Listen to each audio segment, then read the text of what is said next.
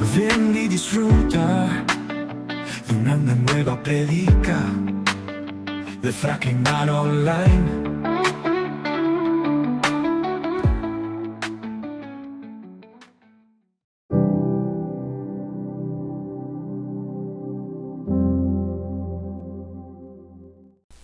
Hoy vamos a continuar con la serie de Jesús y vamos a hablar de un tema que el Señor nos venía ministrando desde hace unos días atrás y que en alguna oportunidad tuve la oportunidad hace muchos años, creo que aproximadamente unos 10 años, predicar este tema con un enfoque distinto, pero recordando los procesos por los cuales Dios nos ha permitido atravesar y que ha estado presente en cada uno de ellos para darnos esa agua maravillosa y poder seguir en nuestro caminar.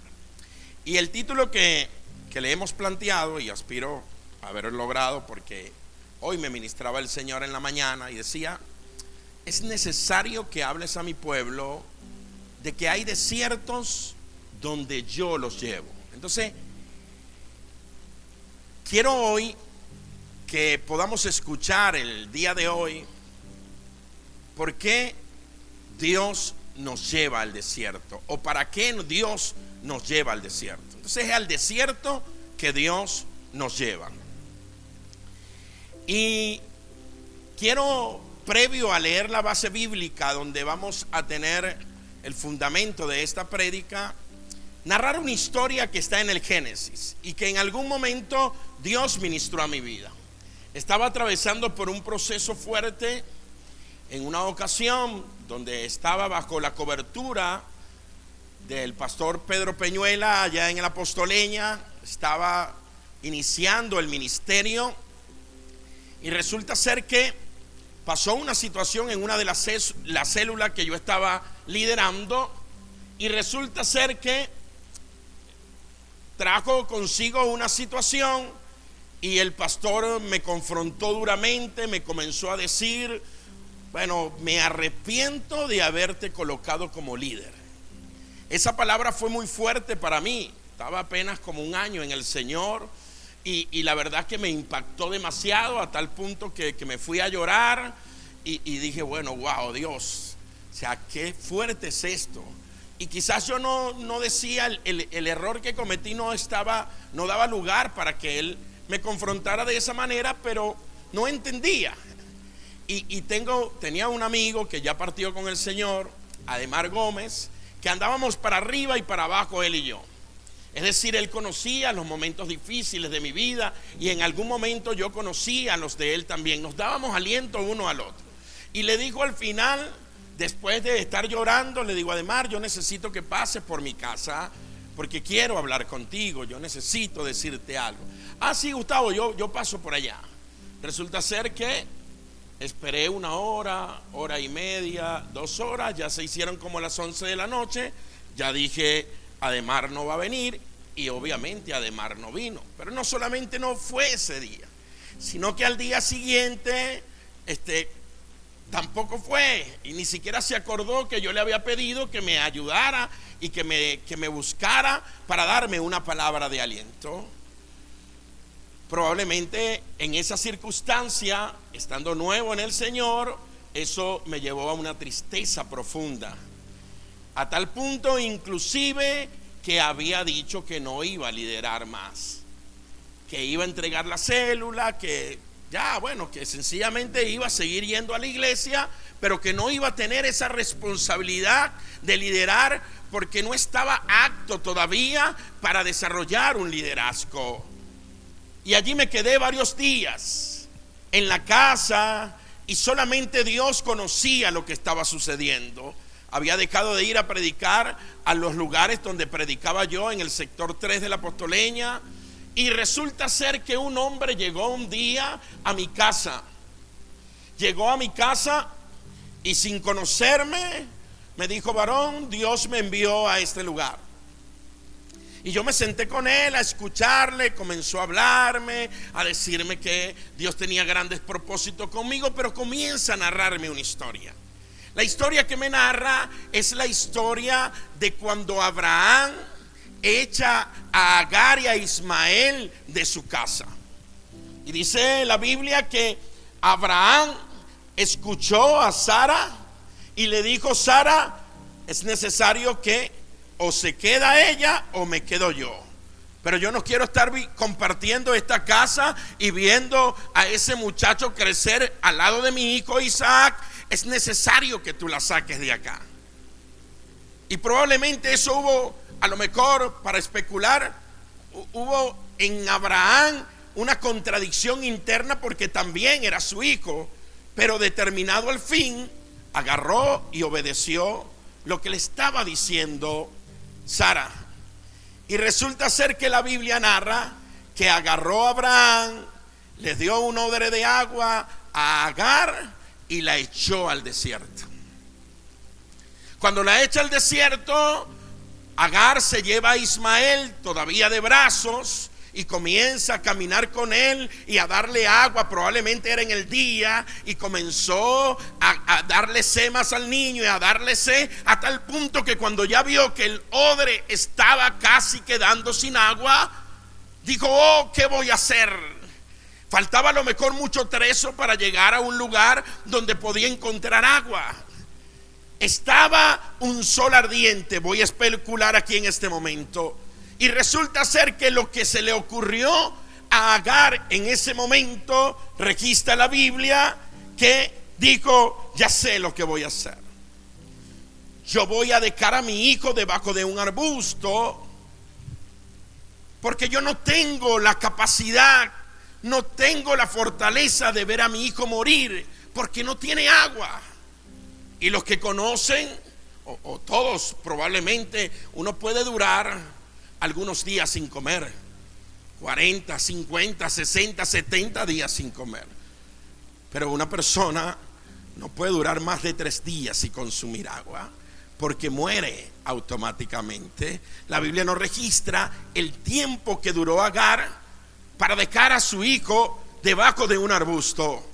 Agar dejó a Ismael debajo de un arbusto y se retiró para no verlo morir, porque faltaba agua en el odre. Y aquel hombre me dice: hoy yo te quiero decir, tú eres Agar, me dijo. El odre es lo que Dios te ha entregado como unción y has sentido que ha escaseado para ti. Y Ismael, el que está tirado en el arbusto, es el ministerio que Dios ha puesto en tu mano. Es el ministerio que has tirado a la borda. Es el ministerio que has pensado que no va a prosperar. Es el ministerio que has pensado que porque cualquier persona te haya dicho que no sirve, ya no estás apto para el ministerio. Y no me conocía aquel hombre. Ese es. Pero luego refiere y dice: ¿sabe lo que pasó con Agar después que dejó al muchacho tirado debajo del arbusto? Agar, dice la Biblia, que Jehová le dijo: devuélvete y levanta al muchacho. Devuélvete, es decir, rectifica. Lo que estás haciendo no es correcto. Lo que estás haciendo no es lo que te conviene. Y dice la Biblia que Agar, en ese momento que escuchó la voz de Dios, sus ojos fueron abiertos y en medio del desierto había un manantial de agua viva. Ahora bien, pudiéramos espiritualizar esto y decir que indudablemente fue que Dios hizo un milagro creativo para que surgiera agua en medio del desierto. Pero yo puedo decir también que era que Agar, en su angustia, en su situación, en su problema, se le había enceguecido la vista y no había visto que Dios había provisto para ella un manantial, no para llenar un odre, no para llenar 2 odres, sino para sostenerle por todo el camino que iba a andar por el desierto. Y créame que en la mañana mi Señor me ministraba, porque por eso decía: al desierto que Dios te lleva, porque hay momentos donde vamos a encontrar alguna situación de contradicción interna. Si esto que me está sucediendo es causado por mis errores, por mi desobediencia, o sencillamente es algo que Dios permitió para ir formando en mi vida el hombre o la mujer que Dios quiere que yo sea, para depositar la gloria en cada uno de nosotros. ¿Y por qué el Espíritu Santo me ministraba esto? Porque hay que citar también la historia de Moisés. Vio que un egipcio maltrataba a uno de sus consiervos, de uno de sus hermanos, uno de sus compatriotas, y resulta ser que, como le dijo que lo dejara tranquilo, y aquel hombre le dijo: no lo voy a dejar, entonces Moisés agarró y le mochó la cabeza, le cortó la cabeza a aquel hombre y lo enterró en el desierto. Y a partir de allí Moisés pasó por un proceso fuerte. Y ahorita el Señor me daba a través de un rema, me dijo: incluso hay errores que han cometido hombres y mujeres que han sido permitidos por mí, porque necesito transformarlos en el desierto. Y hoy vamos a leer en el libro de Lucas, en el libro de Mateo, capítulo 4, versículo 1. Tentación de Jesús.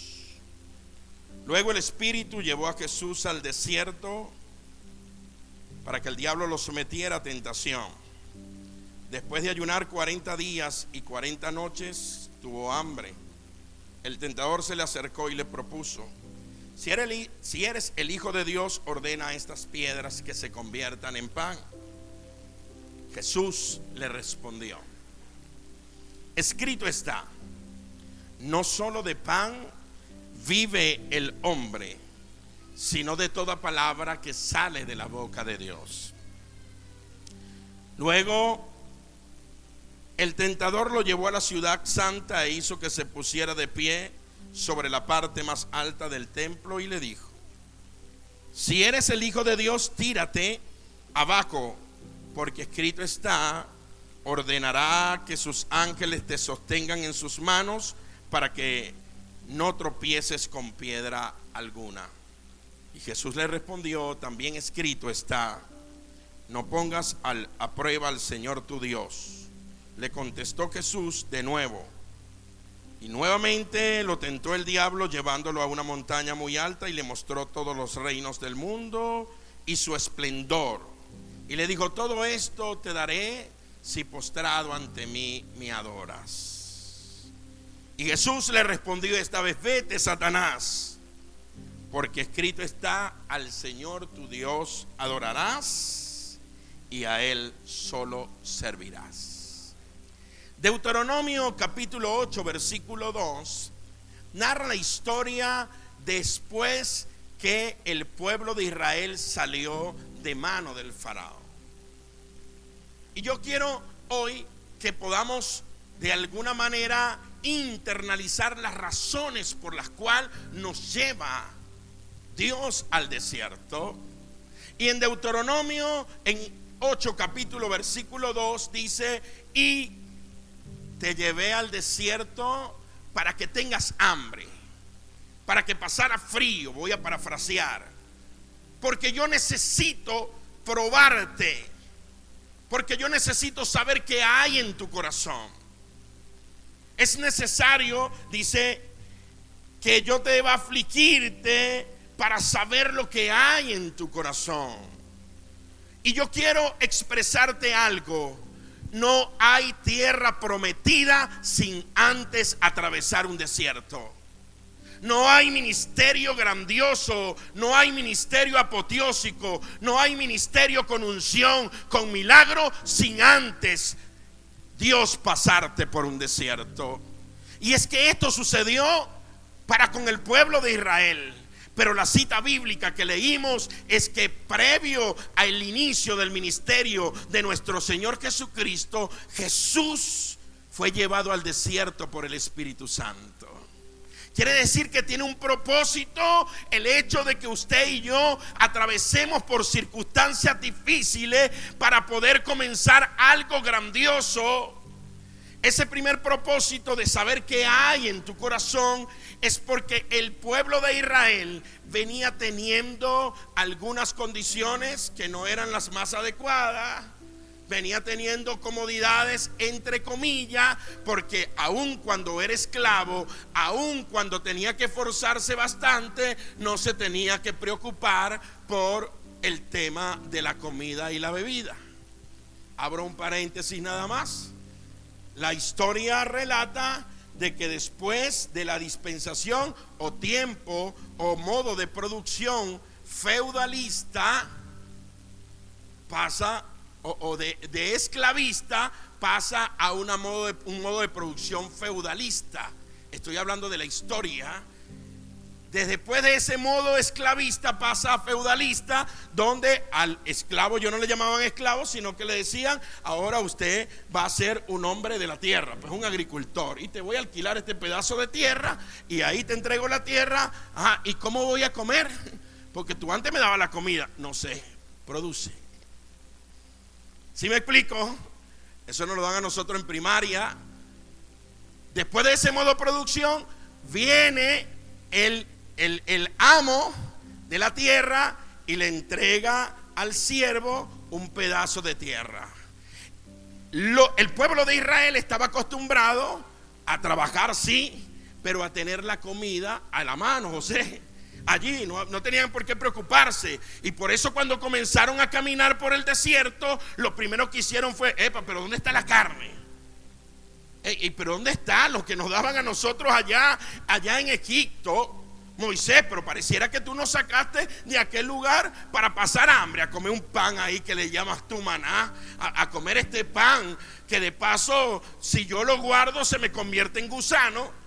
Y por eso comienza a revelarse, a exteriorizar lo que había en el corazón. Porque en ese momento difícil, en ese momento duro que Dios te ha permitido pasar, es que está exteriorizando las cosas que en tu corazón, que en mi corazón, están estorbando la presencia de Dios. Es allí, en el momento difícil, es en el desierto donde el Señor comienza a purificarnos. ¿Cuántos dicen gloria a Dios? Es allí donde Dios comienza realmente a probarte y a afligirte para saber qué hay en tu corazón. Es muy fácil, amado, adorar a Dios en medio de la abundancia. Es muy fácil adorar a Dios en el momento de una salud particular. Es muy fácil adorar a Dios cuando tu matrimonio está, campante, diría mi tía. Campante, sonante. Eso es muy fácil. Pero en el momento que viene la circunstancia difícil, es allí donde se va a revelar realmente la esencia que tú y yo tenemos en nuestro corazón. Oseas capítulo 2:14 dice: porque aquí que yo la traeré ¿a dónde? Al desierto. Yo la traeré al desierto y la llevaré al desierto y hablaré a su corazón. Número uno, Dios quiere hablar a nuestro corazón. Y en el momento donde todo es bonanza, en el momento donde todo está bien, en el momento donde pareciera que el rema llega así del cielo rápido, donde los amigos te llegan y te dan una palabra de aliento, donde te abrazan, donde te dicen cosas, en ese momento es fácil de alguna manera decir: pero es que Dios me habló a través de él. Pero Dios necesita hablarte allí en lo interno, donde solamente tú y él se pueden conectar. Hablarte al corazón, allí donde nadie lo ve, allí en lo más profundo. Dios quería hablarle al pueblo de Israel. El otro versículo: y le daré sus viñas desde allí, y el valle de Acor por puerta de esperanza. ¿Saben? Es difícil prosperar o que se dé algo en el desierto. Es difícil. Pero Dios le estaba diciendo al pueblo de Israel: es allí, en ese lugar, en ese espacio, en ese proceso, que yo te voy a bendecir y te voy a prosperar, te voy a llevar a un nivel superior. Yo te voy a dar bendición, te voy a dar viñas allí, para que tú entiendas que no es otra tierra la que te va a bendecir. No es otra tierra la que te va a bendecir. Y hoy quiero decirte, hermano y hermana, que has pensado inclusive irte de Venezuela o irte de la iglesia porque crees que acá Dios no te va a bendecir. Al pueblo de Israel le llamó al desierto y allí le iba a dar viñas. Es en esta tierra que Dios te va a bendecir, porque aquí te plantó. Aquí te plantó para bendecirte. Y lo otro que le dice es que en el valle de Acor te voy a abrir la puerta de esperanza. Entonces el propósito del desierto no solamente es probarlo, no solamente es saber qué hay en el corazón, no solamente es hablar al corazón, no solamente es bendecirlo y prosperarlo, darle viña, sino también abrir una puerta de esperanza para el hombre y para la mujer que cree que ya todo se acabó para él o para ella. Tan solo es el inicio para introducirte en la tierra prometida. Tan solo es el inicio para que comiences el ministerio y que la unción de milagro, la unción profética esté sobre ti. ¿Cuántos alaban a Dios? Los propósitos del desierto son esos. Y por eso es importante que entendamos ese proceso como un factor de transición. Y aun cuando Gilgal, porque estaba investigando, no era una zona desértica, pastor, Gilgal representa el primer lugar donde acampó el pueblo de Israel después de atravesar el río Jordán. Y lo que nos gusta, la historia bíblica de Elías y de Eliseo, fue en Gilgal donde Eliseo comenzó la travesía para encontrar la doble unción que tenía Elías. Fue allí, es decir, después de ser procesado, estaba entre en medio del desierto y la unción, saliendo del lugar más oscuro y horrendo que hubiese podido imaginar el pueblo de Israel. ¿Y sabe qué le dijo Elías al profeta Eliseo? Quédate en Gilgal, quédate aquí, porque necesitaba ver si estaba dispuesto a ir a un nivel superior. Y él dijo: vive Jehová, que tu siervo no te dejará. ¿Y sabe por qué? Porque Gilgal, aun cuando es el primer espacio, es allí donde el Señor te comienza a decir: te toca luchar un poco más para obtener la doble unción. Y dice la Biblia que Eliseo siguió con ellos. Pero Gilgal también, iglesia, representa ese momento donde comienzas ya a tomar un poco de aire de esa situación. Y va a depender de ti que ese proceso, que ese desierto se convierta en un oasis para ti, que es uno de los lemas de Fracrimar, o se convierta en un cementerio donde quede sepultado. Porque no entendieron o no entendimos el que después de ese proceso venía una bendición. Porque es necesario, dijo el apóstol Pedro, que nosotros seamos afligidos un poco, seamos probados, para que después Él nos establezca, nos afirme y nos lleve a una gloria superior. El desierto es inevitable. El Espíritu llevó al Señor Jesús al desierto. ¿Y por qué es inevitable? Porque sencillamente es la escuela, es el taller de Dios. Es necesario, es decir, en el momento que yo te voy a enviar a cumplir una misión, necesito formarte en el desierto. Porque si yo no te formo en el desierto, cuando venga el momento difícil, no vas a poder soportar la prueba. Pero hay buenas noticias para ti y para mí. En el desierto es donde la gloria de Dios se va a ver mayor. Y la historia bíblica relata que la unción y la presencia de Dios en el templo llegaba y se iba. En el arca llegaba y se iba. Pero en el desierto duró 40 años acompañándolos. ¿Cuántos alaban la gloria de Dios? 40 años duró la columna de fuego y la columna de nube, porque en el desierto Dios ha prometido acompañarte para sacarte de allí a la tierra prometida.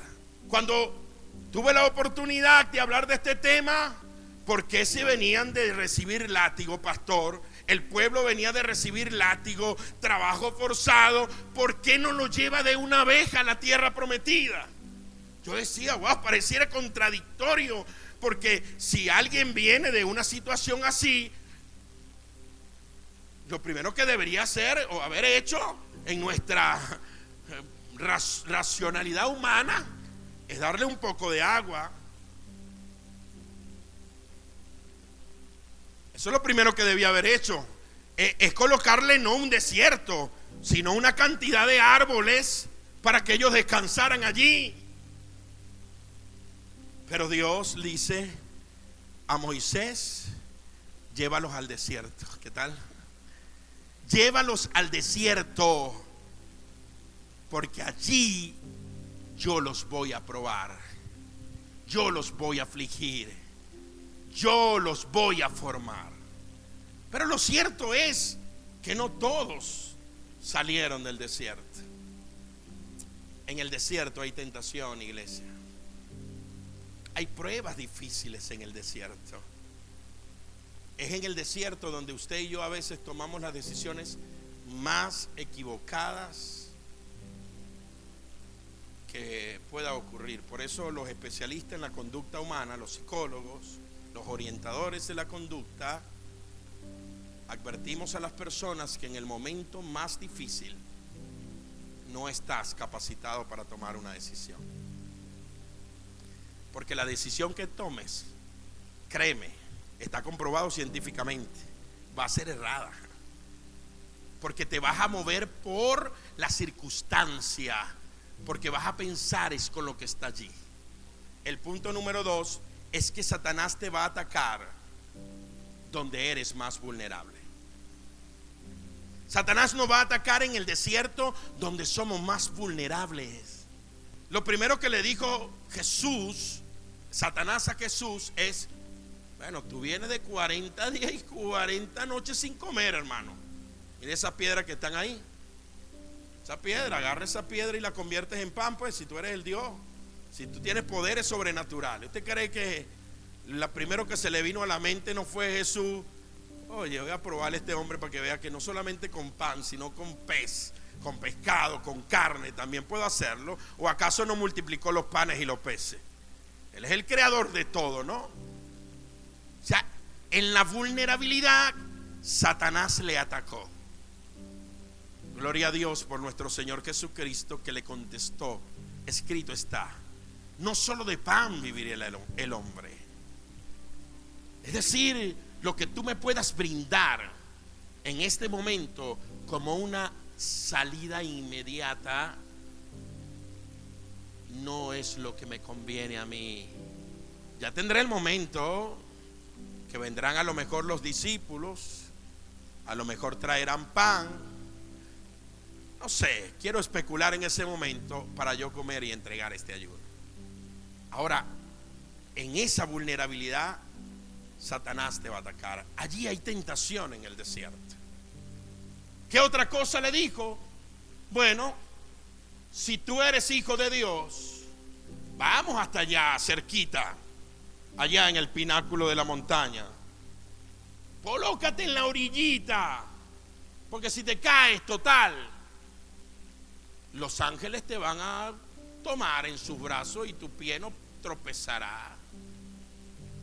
Y esta palabra es para alguien acá. Te voy a decir, en los momentos del desierto debemos colocar una zona de peligro. Al que he tenido la oportunidad de expresarle esto, se lo expreso. En un momento de proceso, uno de mis mentores me dijo: Gustavo, los límites de Dios son estos, pero a ti te toca colocar una zona de peligro. Y yo le decía: ¿qué es eso? Y me agarró una hoja y me dijo: Me subrayó 2 cuadros, el cuadro de la línea principal y un cuadro interno, dejando como 3 dedos aproximadamente. Me dijo: en el momento difícil tú no puedes tentar a Dios. ¿Qué quiero expresarte con esto? En la prueba, en el desierto, te van a llegar propuestas que parecieran que no son pecado y no lo son. Ah, pastor, todo me es lícito, pero no todo me conviene. Pareciera que, pero ¿qué te pasa? Si lo que vas a hacer eso, varón, eso lo hace cualquiera. Eso no es pecado. Yo conozco un pastor que lo hace. Yo conozco un evangelista que lo hace. Es más, yo conozco un hermano que es apóstol que lo hace. Tú lo que vas a hacer es esto. Total, administreme allí unos bitcoins, unas criptomonedas. Administrame allí eso. Pero resulta ser que detrás de eso hay un lavador de dinero que cuando menos pensaste, el culpable o el responsable eres tú. No sé a quién Dios le está hablando en esta mañana. Entonces nos toca manejarnos en esa zona de riesgo y entender que al Señor no lo podemos tentar. En el desierto, ten cuidado donde te diriges y no te coloques al borde del precipicio. Número 3, iglesia. El punto número 3 en relación a esto tiene que ver con cuando el Señor abre tus ojos en el momento justo. Y le expresaba lo siguiente: en medio del desierto, el manantial está allí, fluyendo agua, pero tu angustia y desespero te ciegan y no te permiten verlo. Es allí, está allí, iglesia, está allí, hermano y hermana, y Dios necesita abrirte los ojos. En el momento difícil, Dios necesita que dejes de mirar lo natural para comenzar a ver lo espiritual, lo que está más allá, lo que está mucho más allá. Al Dios de todo lo puede experimentar e intervenir en esa circunstancia. Y yo no sé si recuerdan cuando Eliseo agarró al hombre que estaba desesperado. Miren, nos están cercando, profeta, nos van a matar, nos están cercando. Y Eliseo oró: Señor, abre los ojos a este hombre, a este cegatón que está aquí, que ve solamente las circunstancias naturales. Y dice la Biblia que aquel hombre abrió los ojos y vio cómo los carros de fuego y el ejército del Dios invisible estaban alrededor de ellos, y el enemigo no los iba a poder tocar. Tu matrimonio no se va a destruir, tu empresa no va a cerrar, tu trabajo va a producir finanzas y tu ministerio no se va a acabar. Abre los ojos, iglesia. Abramos los ojos para ver lo que realmente Dios está haciendo allí. En el desierto nos toca abrir los ojos y ver el manantial de agua viva que tiene para nosotros. El profeta Jeremías expresó que Dios abre río en los sequedales y manantiales en las tierras áridas. Esa promesa es para ti y para mí. Dios abre ríos en los sequedales. Si Dios te ha llevado al desierto, es para que dejes de vivir de gota en gota y comiences a vivir del río de Dios. Eso es lo que Dios quiere que tú y yo hagamos: abrir nuestros ojos espirituales. En la tierra árida, Dios está abriendo manantiales para ti. Yo no sé si tú lo crees. Yo no sé si tú lo crees. Y tú que estás pasando por el desierto, yo te invito desde ya que comiences a cerrar tus ojos y a poder mirar con los ojos espirituales. Me gustó la palabra que decía Cas Luna. Decía: se puede orar con los ojos abiertos. Es verdad, Dios lo va a hacer. Pero como nosotros somos muy distraídos, que pasa un zancudo y miramos y volteamos, Entonces a veces nos toca cerrar los ojos. Yo quiero invitarte, iglesia, que cierres tus ojos por un momento. Espíritu Santo de Dios, el enemigo había querido que solamente mirara la adversidad. El enemigo había querido que solo mirara la circunstancia difícil. El enemigo le había hecho creer que ese era su final. El enemigo le había hecho creer, Dios, que de allí no salía. Pero hoy, Señor, el Espíritu Santo nos está abriendo los ojos para que nosotros podamos mirar nuestro matrimonio restaurado, para que nosotros podamos mirar nuestro ministerio pujante y fluyente, con unción y con dones de milagro, con don de revelación, con don de ciencia, con don de hacer prodigio. El enemigo le había hecho mirar solamente que la circunstancia económica no le permitiría exportar nuevamente o importar. Pero hoy el Espíritu Santo abre tus ojos. Y yo quiero allí que tú te lleves, te dejes llevar por el Espíritu a mirar eso maravilloso que Dios está haciendo en tu vida. Que tú dejes que el Espíritu Santo te ministre en esta mañana y que tú le puedas decir: papito lindo, abre mis ojos espirituales. Papito lindo, abre mis ojos espirituales. Yo necesito mirar, Señor, con tus ojos. Ayúdame a mirar con tus ojos, papito lindo. Porque ha sido difícil este proceso y Dios lo sabe. Dios sabe que ha sido difícil para ti este proceso. Dios sabe que cuando pareciera que ni siquiera escuchas la voz de Él, Él te demuestra con hechos que está a tu lado. Cuando pases por el río no te anegarás, y si por el fuego la llama no arderá en ti. Alabado sea el Señor. Alabado sea Dios. Abre nuestros ojos, Señor. Abre nuestros ojos como lo abriste, Señor, a la mujer Agar, Señor, que entendió que no solamente era el agua que le había dado a Abraham, que había un manantial que Dios había hecho para ella. Espíritu Santo de Dios, gracias. Gracias, Señor. Gracias por abrir mis ojos. Y el punto número 4, iglesia, es que el desierto no es una tumba, es una plataforma para llevarte a un nivel superior. El desierto es el lugar donde Dios te ha traído, porque yo quiero nuevamente que se te revele a ti lo que se me reveló al inicio. Hay desiertos que incluso has entrado producto de tus errores, como Moisés, pero el Señor lo permitió porque es allí donde te va a transformar.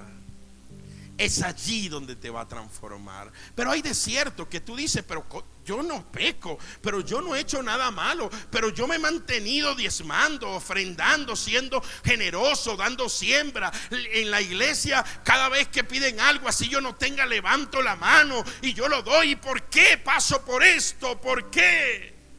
El Espíritu Santo llevó a Jesús al desierto como antesala al ministerio maravilloso que Él iba a entregar. Yo no sé si el Espíritu Santo te está llevando para iniciar ese ministerio, pero Dios te está revelando hoy, en esta mañana, que estás allí porque Dios te llevó con un propósito, y es llevarte a un nivel superior. Y es que hay gente, iglesia, no sé, a lo mejor aquí no es, que mira cómo está pasando el hermano por tantas pruebas. ¿Qué pecado habrá hecho? Que yo lo conozco, a mí me dijeron que ese hombre, que más bien Dios ha tenido misericordia de él. Eso no pasa aquí. Eso, no, iglesia, yo te quiero decir algo. Hay desiertos donde hay hombres como Job, que eran rectos, temerosos, apartados del mal, íntegros, y fueron pasados por el desierto. Así que no, eso no pasa aquí. Pero dígale a los otros que usted conoce que no tomen un pecado para sí, cuestionando los propósitos que Dios tiene con ellos. Deja de estar esa persona de alguna manera interpretando el por qué fulano o sutano está atravesando por esa circunstancia. No nos compete a nosotros, iglesia, no nos compete a nosotros juzgar lo que Dios está haciendo en los hombres y mujeres de Maranata. Oh, gloria a Dios. Mateo 26:39 narra la historia de Jesús en el Getsemaní. Y dice que en medio de ese desierto tan difícil, la angustia era tal hasta la muerte, que dijo: Señor, bueno, yo te voy a decir algo. Yo no aguanto más, como dice el del meme, ¿no? Ya no aguanto más. Si es posible, pasa de mí esta copa, este dolor. No lo soporto, con mis propias fuerzas no puedo. Pero como nuestro Señor Jesucristo estaba enfocado, como tú, hombre y mujer, estás enfocado y enfocada en esta mañana, digo: pero ¿sabes qué? Que no se haga mi voluntad, sino la tuya. Le puedes decir a Dios: Dios mío, haz tu voluntad en mi vida. Haz tu voluntad en mi vida. En medio de este proceso, haz tu voluntad en mi vida. Haz tu voluntad en mi vida. Oh, gloria al Señor. Haz tu voluntad en mi vida. Jesús, es fuerte lo que estoy atravesando. Es muy fuerte. Pero que no se haga mi voluntad, sino la tuya. Y sabe, escuchaba la prédica de Juan Carlos Arrigán, similar a esta. Y él decía algo que me llamó la atención y lo quiero compartir con ustedes. En medio del proceso, el Señor no va a curar tu dolor, no te lo va a quitar de sí. Y me llamaba la atención eso, y me recordaba a la joven que subió ayer con los tutores y con los 5 clavos. Pero hay cosas que el Señor quiere hacer sin anestesia en la vida de una persona. Porque si te coloca anestesia, te puede causar problemas. Los que saben de medicina acá saben que el apéndice no se le puede colocar analgésico, porque entonces no te permite realmente saber si con el examen clínico es un apéndice, y te puede convertir en una peritonitis. Y el pastor Juan Carlos Arrigán decía: porque Dios lo que quiere colocarte es solamente calmantes para que en el medio del dolor tú recuerdes que tú y yo dependemos de Dios, que te tiene que bastar su gracia, porque el poder de Dios se perfecciona en la debilidad. Porque en medio de aquel proceso que pasó el apóstol Pablo, el aguijón, dice la Biblia que había orado por él para que el Señor se lo quitara. Escúchame bien, Dios te está hablando en esta mañana más de 3 veces. Yo no sé cómo eran las oraciones de Pablo, pero las imagino. O sea, con su corazón desgarrado. Y dice que el Señor le dijo: Pablo, que tranquilo, vale, quédate tranquilo, que te baste mi gracia, porque mi poder se perfecciona en la debilidad. Hombre o mujer que estás en esta mañana, que te baste la gracia de Dios. No importa que te hayan dejado todos, aunque tu madre y tu padre te dejaren, el Señor con todo te recogerá. Que te baste su gracia. Digas: la gracia de Dios es suficiente. Dígale al que está a su lado: la gracia de Dios es suficiente. Que te baste la gracia del Señor. Es la gracia de Dios la que nos sostiene, iglesia. Es la gracia de Dios, esa que no va a permitirte que tú y yo quedemos postrados en el desierto. No es una tumba. Lo que se está desarrollando en nuestro desierto es una plataforma para llevarme a un nivel superior. Somos Fracking-Mar, tu familia, todos sean bienvenidos. Adoran libremente a nuestro Padre Celestial. Fraternidad cristiana maranata, un oasis para descansar.